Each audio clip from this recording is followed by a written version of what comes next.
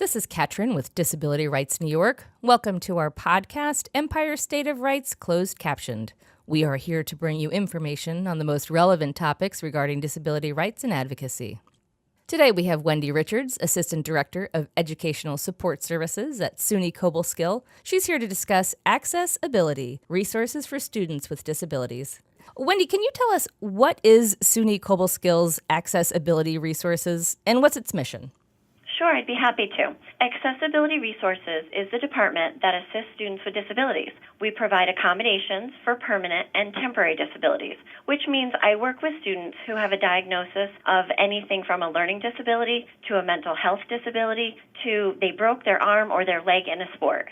And our mission is to provide equal access for students with disabilities, whether it's for academic accommodations or to college campus being accessible to them. So we want to be sure that they can access the campus and academic accommodations. That's great. Can you give us a little bit of history on when this was established and why was it established to begin with? Right. Well, I did a little bit of research and looked back in the archives. We've got a few archives of our college catalog, and I found that there was an office even back in 1987, which would make sense because the office is used to make sure that the ADA is complied for our students.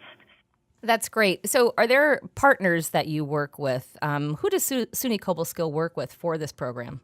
I work very closely with AccessVR in the Capital District, and while arranging our summer transition program agenda, a counselor from the AccessVR office directed me to Disability Rights New York. I was lucky enough to get connected with Brenda Shannon and Virginia Anderson, and that's where it all began. I invited them to speak at our summer transition program a few years ago, and it was a real big hit with parents. Brenda and Virginia came to the campus. They presented to our families. They brought brochures, and they even met with families individually about concerns once the presentation was over. That's great. How does SUNY Cobleskill and DRNY collaborate their efforts for accessibility resources? Well, since meeting with Brenda Shannon and Virginia, we have them present, as I said, annually at our summer transition program because they love what they do and they're so engaging. I've contacted them when I've had a family who is in need of advocacy.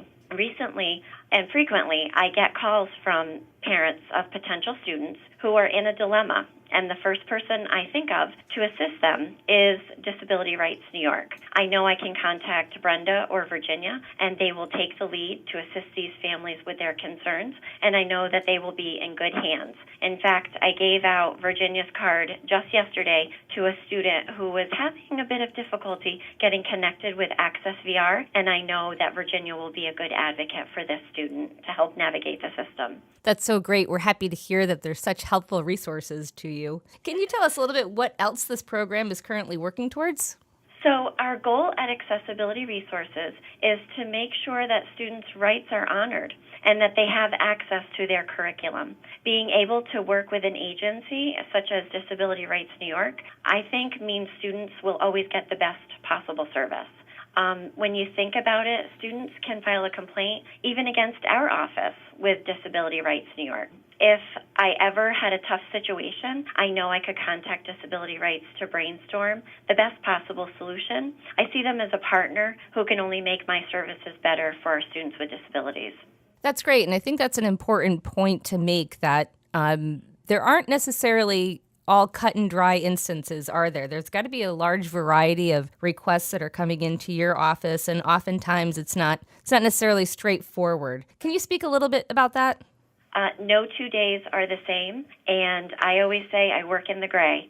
So whenever a situation comes up, I'm constantly working on my feet, trying to think of a solution, and I really value using my resources, such as Disability Rights New York and AccessVR. That's great. I can only imagine how this program and process has improved the educational experience for students with disabilities. Can you talk to us a little bit about your experience with that? Absolutely. I believe showing students that there's transparency in providing services for them. I also believe it creates a trust. We just developed a new brochure in which I put down Disability Rights New York's contact information. As I said, students have every right to contact Disability Rights if they feel even I've violated their rights or the college has violated their rights. So developing this partnership with them has only enhanced the educational experience for our students. They know that they'll get the best possible service from SUNY Cobleskill. I think transparency is just extremely important. Being able to allow students to sort of say, hey, I'm going to check with you and be sure you're doing the right thing, and I'm going to call Disability Rights. And I definitely would encourage them to do that if they felt something wasn't quite right with their services. Well, and I think the transparency goes a long way in establishing trust on both ends. Absolutely, absolutely. So if someone has a question about AccessABILITY Resources, who can they contact and what resources are available?